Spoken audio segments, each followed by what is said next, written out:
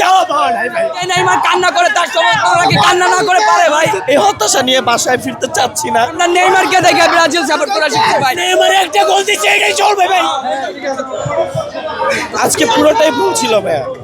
আজকের খেলায় এরকম ভুল, মানে রাউন্ড 32 থেকে 16-এ যাওয়ার যে একটা সুযোগ, সেই প্রত্যাশা নিয়ে যদি ওরা মাঠে নামতো, আমার মনে হয় আজকে ম্যাচটা জয় নিয়েই বাসায় ফিরতাম।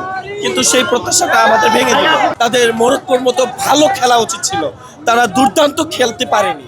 তারা প্রত্যেকটা পাস থেকে শুরু করে প্রত্যেকটা কিক ভুল খেলেছে। আজকের প্রত্যেকটা পদক্ষেপে তাদের ভুল ছিল, যেটা নিয়ে আমরা আজকে হতাশ। এই হতাশা নিয়ে বাসায় ফিরতে চাচ্ছি না। বাসায় যাব কি নিয়ে? আজকের ঘুম কিভাবে হবে বলেন? আজকের রাতটা কিভাবে যাবে? 2টা থেকে 4টা পর্যন্ত বৃষ্টিতে ভিজে খেলা দেখেছি। আজকে পুরো হতাশা করে দিছে ভাই। কেন ভাই পেনাল্টিটা কিভাবে মিস হয়?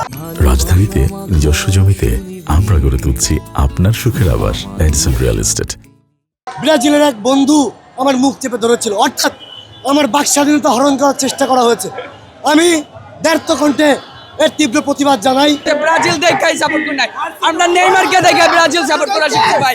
আর যে নেইমার মনে করেন কান্নায় ভেঙে পড়ে, তার সমর্থকরা কি না কান্না করে পারে ভাই? যে নেইমার কান্না করে তার সমর্থকরা কি কান্না না করে পারে ভাই? মেসি প্লান্টিং মিস করছে, সেখানে নেইমার মিস করে নাই।